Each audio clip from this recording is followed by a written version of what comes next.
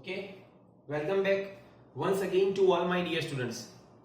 છેલ્લે બેટા આપણે વાત કરી કે પ્રણાલી અને પર્યાવરણ એટલે શું અને પ્રણાલીના પ્રકાર જેમ કે ખુલ્લી પ્રણાલી, બંધ પ્રણાલી અને નિરાળી પ્રણાલી.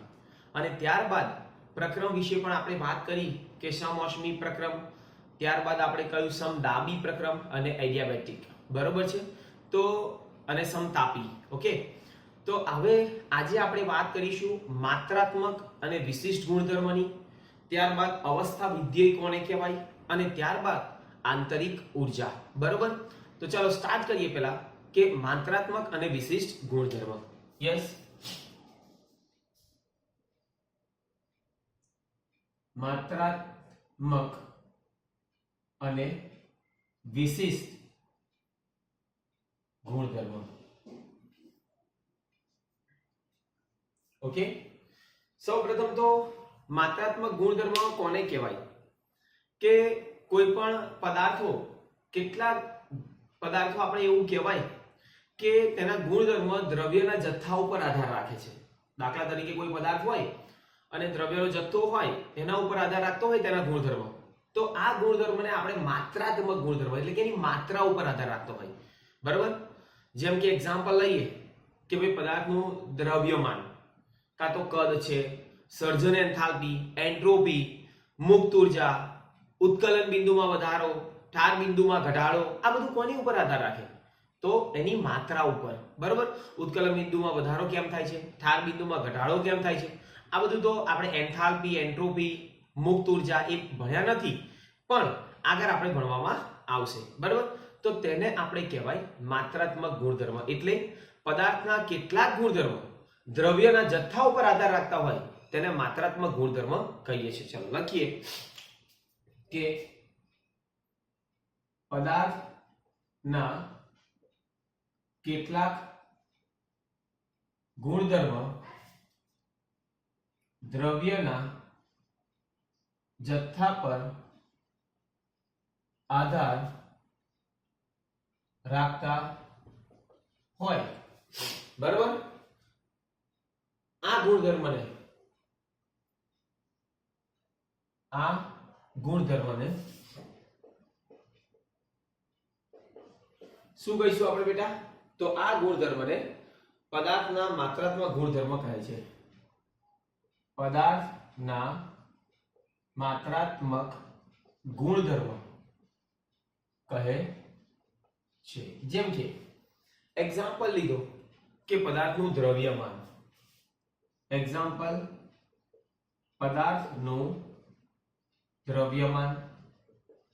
બરાબર, બીજું બેટા આપણે એવું કહીએ કદ, પછી સર્જન એન્થાલ્પી. બરાબર, ત્યારબાદ એના પછી ગિબ્સ મુક્ત ઉર્જા, ત્યારબાદ ઉત્કલન બિંદુમાં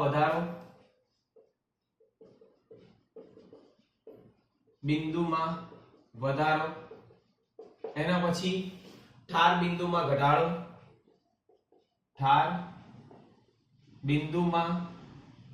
ઘટાડો, આ બધું બેટા જે છે ને એ માત્રાત્મક ગુણધર્મ એટલે કે પદાર્થની માત્રા ઉપર આધાર રાખે તેના ગુણધર્મ. બરાબર, તો એને આપણે માત્રાત્મક ગુણધર્મ કહીએ છીએ. ઓકે, ત્યારબાદ બીજું આપણે વાત કરીએ કે સામાન્ય રીતે આ ગુણધર્મ મોલ પ્રતિ મોલ એકમમાં દર્શાવવામાં આવે અને આ બધા જ ગુણધર્મ પ્રતિ મોલ એકમમાં દર્શાવવામાં આવે. એટલે એક મોલે આ કેટલું ઉત્કલન બિંદુ વધારે છે કે ઠાર બિંદુ ઘટાડે એટલે કે ઓછું છે તે પ્રતિ મોલ એકમમાં આપણે દર્શાવીએ છીએ. બરાબર, હવે બીજું આપણે વાત કરીએ કે વિશિષ્ટ ગુણધર્મ કોને કહેવાય? તો પદાર્થના જે ગુણધર્મો દ્રવ્યના જથ્થા ઉપર આધાર રાખતા નથી પરંતુ પદાર્થના બંધારણ ઉપર આધાર રાખે ને તેને વિશિષ્ટ ગુણધર્મ કહેવાય. ખ્યાલ આવી ગયો કે કોઈ અલગ અલગ પદાર્થો હોય બેટા તો એનું બંધારણ પણ કેવું હોય અલગ અલગ અને એટલા માટે તેવા ગુણધર્મને આપણે શું કહીશું તો પદાર્થના વિશિષ્ટ ગુણધર્મ તો સેકન્ડ આપણે વાત કરીએ કે વિશિષ્ટ ગુણધર્મ એટલે પદાર્થના જે ગુણધર્મ પદાર્થના જે ગુણધર્મ શું કહીશું દ્રવ્યના જથ્થા પર આધાર રાખતા નથી દ્રવ્યના જથ્થા પર આધાર રાખતા નથી પરંતુ પદાર્થના બંધારણ પર આધાર રાખે પરંતુ પદાર્થના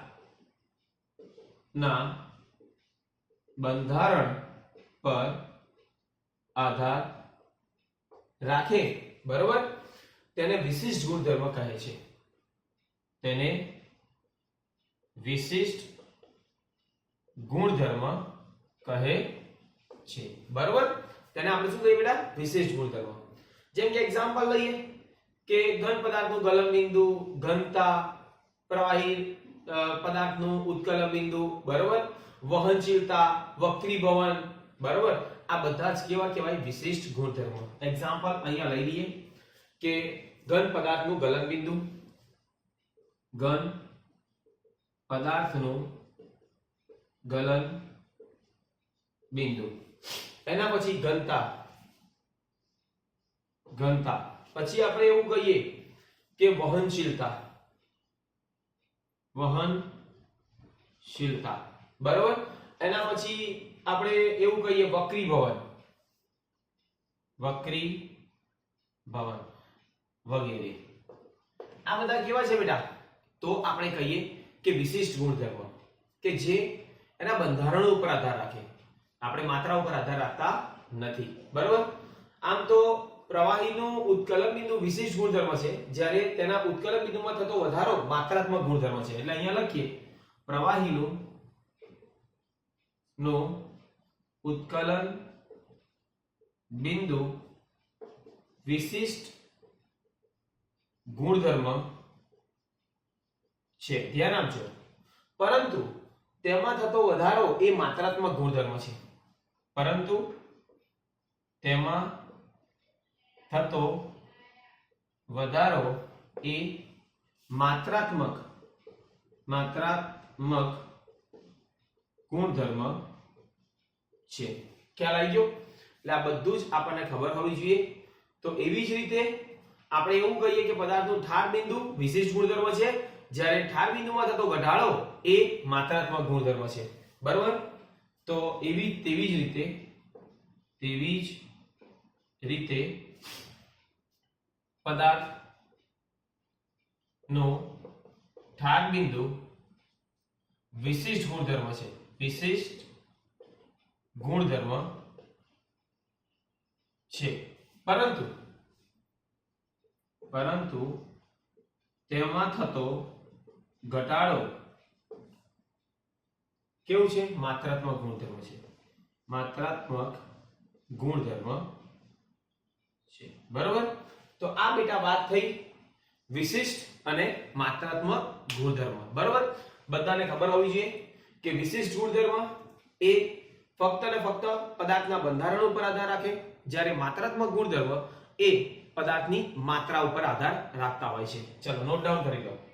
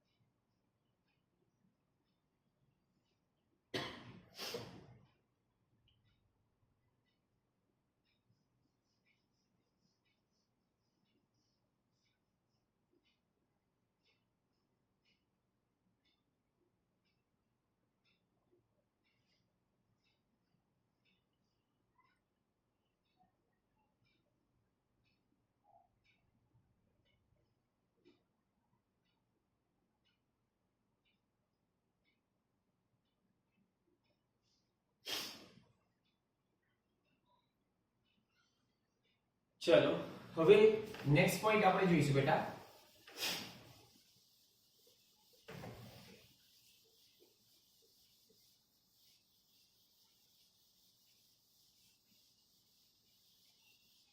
ઓકે, નેક્સ્ટ પોઈન્ટ આપણને આપ્યો કે અવસ્થા વિધેય. અવસ્થા વિધેય એટલે સ્ટેટ ફંક્શન કોને કહેવાય? ચલો અવસ્થા વિધેય બરાબર કોને કહેવાય બેટા? તો આપણે એવું કહેવાય કે પ્રણાલીના ગુણધર્મના જે મૂલ્ય ફક્ત પ્રણાલીની અવસ્થા ઉપર આધાર રાખે, પરંતુ તે અવસ્થા પ્રાપ્ત કરવા માટેની પદ્ધતિ પર આધાર રાખતા નથી, તેને અવસ્થા વિધેય કહે છે. એટલે એનો મતલબ એવો થયો કે દાખલા તરીકે h ઊંચાઈએ એક આ દળ છે, આ h ઊંચાઈએ મૂક્યું છે, તો એ ઊંચાઈએ કેવી રીતે પહોંચ્યું એના સાથે કોઈ લેવા દેવા નથી, પણ એ h ઊંચાઈએ છે આપણે એવું કહેવાય. એટલે એવું કહ્યું કે પ્રણાલીના ગુણધર્મ જે મૂલ્ય ફક્ત પ્રણાલીની અવસ્થા ઉપર આધાર રાખે છે, પણ એ અવસ્થા પ્રાપ્ત કરવા માટેની પદ્ધતિ ઉપર આધાર રાખતા નથી, તેને અવસ્થા વિધેય કહીએ છીએ. બરાબર?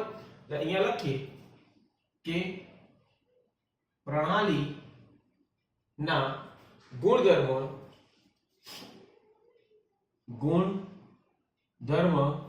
કોના ઉપર? ગુણધર્મો ના મૂલ્ય ફક્ત કોના ઉપર આધાર રાખે બેટા? પ્રણાલીની અવસ્થા ઉપર આધાર રાખે છે. પ્રણાલીની અવસ્થા પર આધાર રાખે છે, પરંતુ તે અવસ્થા પ્રાપ્ત કરવા માટેની પદ્ધતિ પર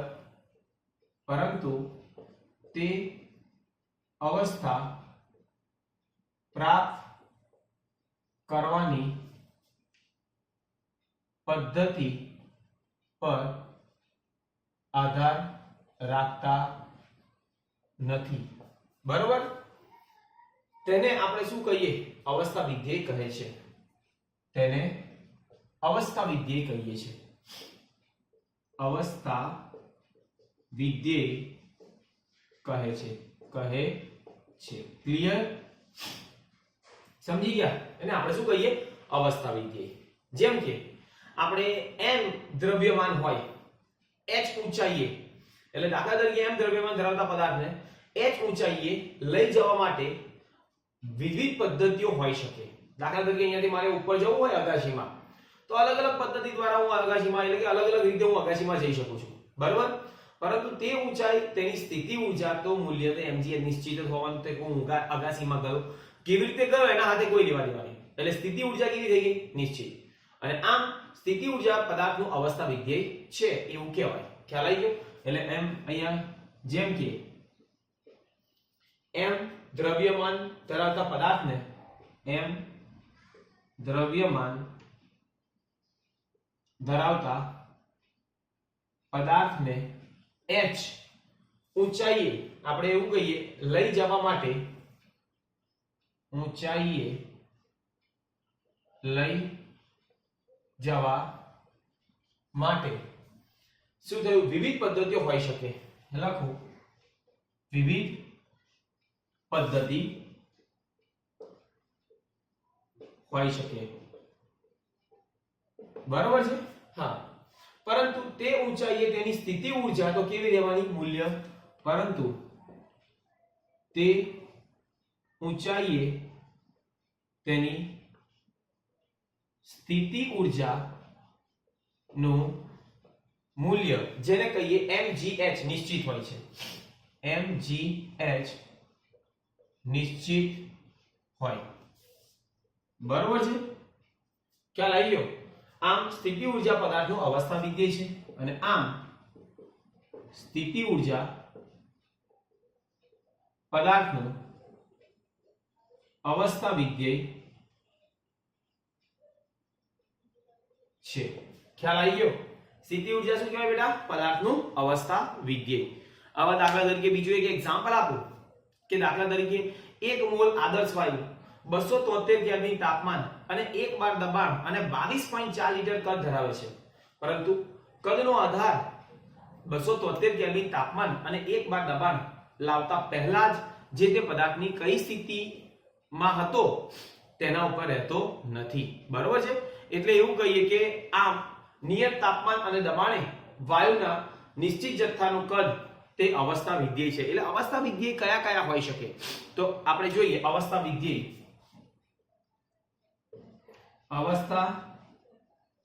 વિધેય ઘણા બધા જ હોઈ શકે. જેમ કે પહેલું જ આપણે અવસ્થા વિધેય કે પદાર્થની આંતરિક ઊર્જા, જે આપણે ભણીશું પદાર્થની આંતરિક ઊર્જા, જેને આપણે લખાય ડેલ્ટા યુ. બીજું આપણે ભણવા જઈ રહ્યા છે કે પદાર્થની એન્થાલ્પી, જેને આપણે લખાય ડેલ્ટા એચ. પદાર્થની એન્ટ્રોપી, ત્રીજું પદાર્થની એન્ટ્રોપી, જેને આપણે લખાય ડેલ્ટા એસ એન્ટ્રોપી. અને પદાર્થની મુક્ત ઊર્જા, અને પદાર્થની મુક્ત ઊર્જા, જેને આપણે લખાય ડેલ્ટા જી. બરાબર. આ ચારે ચાર અવસ્થા વિધેયનો અભ્યાસ આ ચેપ્ટરની અંદર આપણે 1 બાય 1 કરવાનો છે. કોને પદાર્થની આંતરિક ઊર્જા કહેવાય એ આજે આપણે જોઈએ છે.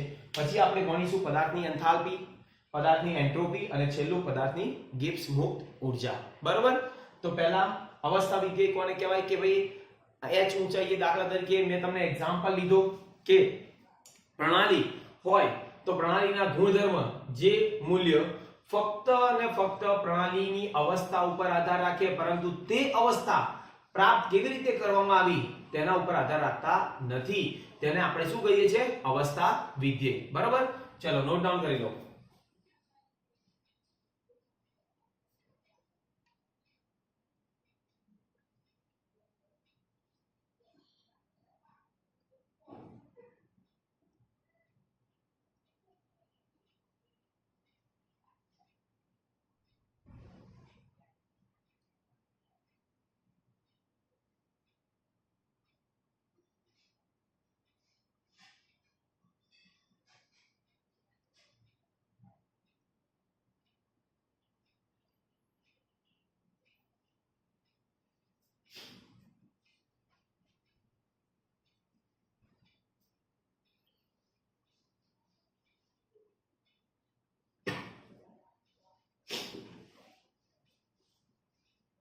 ओके, चलो नेक्स्ट पॉइंट.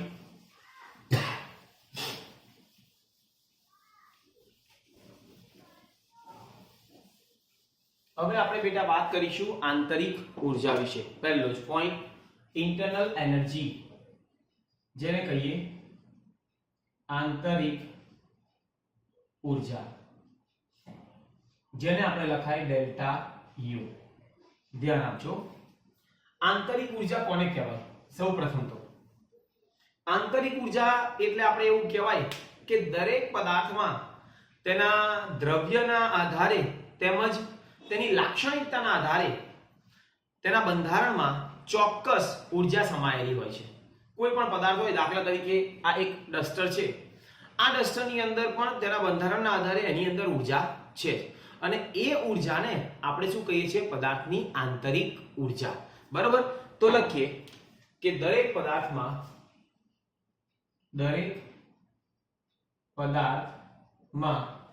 શું કહ્યું? તેના દ્રવ્યના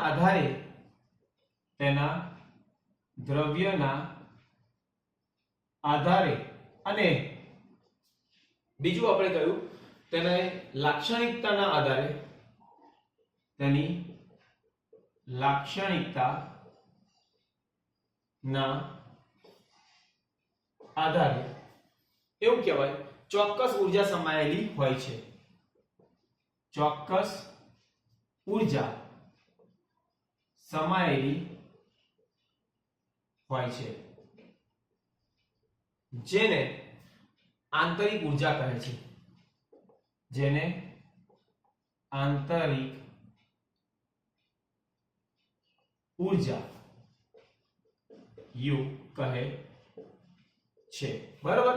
એટલે આ વસ્તુ આપણને ખબર હોવી જોઈએ કે આ ઊર્જા ગતિ ઊર્જા અને બીજું આપણે એવું પણ કહીએ કે સ્થિતિ ઊર્જા સ્વરૂપે સંગ્રહાયેલી હોય, એટલે ગતિમાં પણ હોય અને સ્થિતિ ઊર્જા સ્વરૂપે પણ સંગ્રહાયેલી હોય છે. એટલે આ ઊર્જા ગતિ ઊર્જા અને સ્થિતિ ઊર્જા સ્વરૂપે શું હોય છે?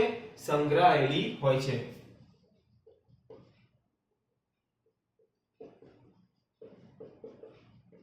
એટલે ગતિ ઊર્જા સ્વરૂપે પણ હોય અને સ્થિતિ ઊર્જા સ્વરૂપે પણ હોય. બરાબર. હવે દાખલા તરીકે પદાર્થના ઘટક કણોને રેખીય એટલે કે રેખા સ્વરૂપે, ભ્રમણ એટલે ભ્રમણ સ્વરૂપે અને આંદોલન એટલે આંદોલન ગતિ હોઈ શકે. આપણે જાણીએ છીએ કે કોઈ પણ પદાર્થ હોય તો એ રેખીય રીતે પણ ગતિ કરતા હોય, ભ્રમણ તરીકે પણ ગતિ કરતા હોય, કાં તો આંદોલન તરીકે પણ ગતિ કરતા હોય. વધુમાં આપણે એવું કહીએ કે તેમના ઇલેક્ટ્રોન અને કેન્દ્ર પણ વિવિધ પ્રકારની ગતિ ધરાવે છે. કેમ કે આપણે જાણીએ છીએ કે કોઈ પણ પરમાણુ હોય ને તો એ પરમાણુ કેન્દ્રની આસપાસ વર્તુળ પથ ઉપર ગતિ કરતા હોય છે. તો આપણે ચલો સ્ટેપ બાય સ્ટેપ લખીએ. નેક્સ્ટ પોઈન્ટ કે પદાર્થના ઘટક કણો, પદાર્થના ઘટક કણો શું કે છે? રેખીય, ભ્રમણ અને આંદોલનીય ગતિ ધરાવે છે. આંદોલન ગતિ ધરાવે છે. બરોબર. અને તેમના ઇલેક્ટ્રોન અને કેન્દ્ર પણ વિવિધ પ્રકારની ગતિ ધરાવે છે. અને તેમના ઇલેક્ટ્રોન અને કેન્દ્ર વિવિધ પ્રકારની ગતિ ધરાવે છે. ખ્યાલ આવી ગયો કે અલગ અલગ રીતે ઇલેક્ટ્રોન અને કેન્દ્ર ઘૂમતા હોય. બીજું આપણે એવું પણ કહીએ કે પદાર્થના ઘટક કણો વચ્ચે આકર્ષણ અને અપાકર્ષણ બળો કાર્યરત હોય છે. એટલે શું કહીશું કે પદાર્થના ઘટક કણો વચ્ચે, પદાર્થના ઘટક કણો વચ્ચે આકર્ષણ અને અપાકર્ષણ કાર્યરત હોય છે. બરાબર છે. એટલે આપણે જાણીએ છીએ કે કેન્દ્ર અને ઇલેક્ટ્રોન વચ્ચે શું હોવાનું? તો આકર્ષણ. પણ ઇલેક્ટ્રોન અને કેન્દ્ર વચ્ચે શું હોય? તો અપાકર્ષણ. બરાબર. તો આપણે એવું કહીએ કે કેન્દ્ર વચ્ચે અપાકર્ષણ અને કેન્દ્ર અને ઇલેક્ટ્રોન વચ્ચે આકર્ષણ બળ હોય છે. અને પદાર્થની સ્થિતિ ઊર્જા ધરાવે છે. તે પદાર્થની સ્થિતિ ઊર્જા ધરાવે છે. એટલે આપણે એવું કહીએ ઇલેક્ટ્રોન વચ્ચે અપાકર્ષણ, કેન્દ્ર વચ્ચે આકર્ષણ હોય છે. બરાબર. કેન્દ્રમાં રહેલા પ્રોટોન અને ન્યુટ્રોન પણ આકર્ષણ બળ અનુભવે છે. અહીંયા લખો કેન્દ્રમાં રહેલા પ્રોટોન અને ન્યુટ્રોન આકર્ષણ બળ અનુભવે છે. એટલે તે પણ આકર્ષણ બળ અનુભવે છે. અને એટલા માટે જ આપણે પેલું સૂત્ર જાણીએ છીએ કે E બરાબર mc². શું હતું? કે E બરાબર mc². જ્યાં m દ્રવ્યના જથ્થામાં શું થયું? બળ છે. એટલે કે આપણે એવું કહીએ કે દ્રવ્યના જથ્થામાં થતો ઘટાડો. m એટલે દ્રવ્યના જથ્થામાં થતો ઘટાડો છે. અને c એટલે પ્રકાશનો વેગ આપણે કહીએ તો પ્રકાશનો વેગ આપણે જાણીએ 3 × 10⁸ મીટર પ્રતિ સેકન્ડ છે. ખ્યાલ આવી ગયો? આથી જ જો દ્રવ્યની ઊર્જા પોતે જ ઊર્જાનું એક સ્વરૂપ, દાખલા તરીકે આથી દ્રવ્યની ઊર્જા ઉષ્મા સ્વરૂપમાં રૂપાંતર કરવામાં આવે તો ઉષ્માનો પ્રચંડ જથ્થો આપણે એવું કહે પ્રાપ્ત થાય. એટલે એવું કહીએ કે આથી જ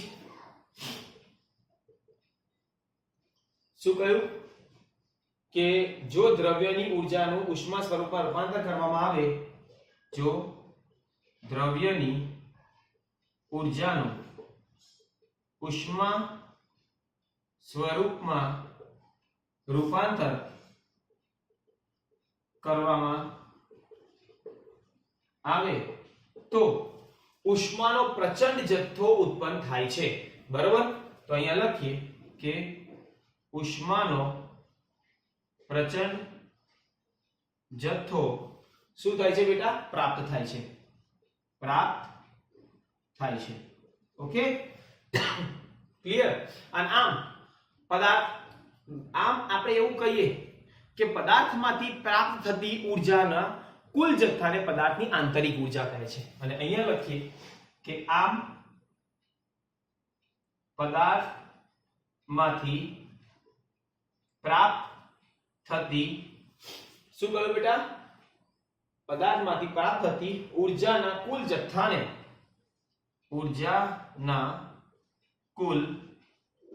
જથ્થાને શું કહીશું? પદાર્થની આંતરિક ઊર્જા કહે છે. પદાર્થની આંતરિક ઊર્જા કહે છે, જેને આપણે યુ કહીએ છીએ. બરોબર, એટલે આ બધી જ વસ્તુ આપણને ખબર હોવી જોઈએ. ક્લિયર? તો પદાર્થની આંતરિક ઊર્જા કોને કહેવાય એ બધું જ આપણને ખબર હોવી જોઈએ. હવે આપણે વાત કરીએ બેટા કે કોઈ પણ દ્રવ્ય હોય તેની આંતરિક ઊર્જાનું મૂલ્ય તાપમાન પર આધારિત હોય છે. બરાબર, એટલે કોઈ પણ દ્રવ્ય માટે આંતરિક ઊર્જાનું મૂલ્ય તાપમાન પર આધારિત હોય છે. કોના ઉપર આધાર રાખે બેટા? તાપમાન પર. અને એવું કહીએ કે પદાર્થની ભૌતિક સ્થિતિ બદલાય ને તો તેમાં રહેલી આંતરિક ઊર્જા પણ બદલાય. જેમ કે ભૌતિક સ્થિતિ એટલે કે પદાર્થનું ઘનમાંથી પ્રવાહી ને પ્રવાહીમાંથી વાયુમાં રૂપાંતર થાય તો તેની આંતરિક ઊર્જા પણ બદલાય છે. એટલે અહીંયા લખીએ પદાર્થની ભૌતિક સ્થિતિ બદલાય તો તેની આંતરિક ઊર્જા પણ બદલાય છે. ખ્યાલ આવી ગયો?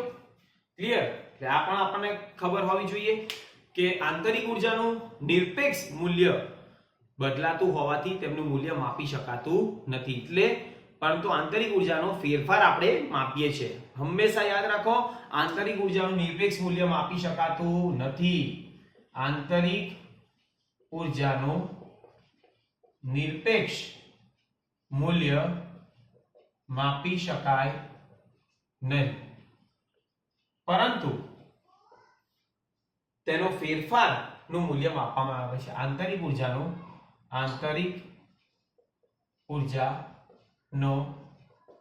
ફેરફાર માપી શકાય, જેને આપણે લખાય ડેલ્ટા યુ. બરાબર, એટલે આ પણ આપણને ખબર હોવી જોઈએ કે આંતરિક ઊર્જાનો ફેરફાર આપણે માપવામાં આવે છે. ફેરફાર એટલે કેવી રીતે આપણે માપીશું પ્રક્રિયકો અને નિપજો વચ્ચે, તો એ પણ આપણે જોઈએ છે. ક્લિયર? દાખલા તરીકે અહીંયા આપણે એવું લખીએ કે કોઈ પણ પ્રક્રિયા દરમિયાન દ્રવ્યના કદમાં ફેરફાર થાય તો કાર્યશક્તિ પણ ફેરફાર થાય. કોઈ પણ પ્રક્રિયા થાય અને દ્રવ્યનું કદ બદલાય તો તેની કાર્યશક્તિ બદલાવાની છે. આથી જો રાસાયણિક પ્રક્રિયામાં આંતરિક ઊર્જા ફેરફારથી ઉત્પન્ન થતી ઉષ્મા માપવી હોય તો આપણે એવું કહેવાય દ્રવ્યનું કદ અચળ રાખવું પડે. બરાબર, પ્રક્રિયા કરવી જોઈએ. જો કદ અચળ હશે તો આપણે ઉષ્મામાં જે ફેરફાર થવાનો છે એ માપી શકાય. એટલે આ મોસ્ટ ઇમ્પોર્ટન્ટ કે આંતરિક ઊર્જા, અચળ કદે ઉષ્મામાં થતા ફેરફારને આંતરિક ઊર્જા કહે છે. અચળ કદે ઉષ્મામાં થતા ફેરફારને આપણે આંતરિક ઊર્જા કહીએ છીએ. એટલે અહીંયા ધ્યાન આપજો, અહીંયા હું લખું કે કોઈ પણ પ્રક્રિયા દરમિયાન દ્રવ્યના કદમાં ફેરફાર થાય તો કાર્યશક્તિમાં પણ ફેરફાર થાય. પ્રક્રિયા દરમિયાન દ્રવ્યના કદમાં ફેરફાર થાય તો કાર્યશક્તિમાં ફેરફાર થાય. બરાબર, કાર્યશક્તિ પણ બદલાય.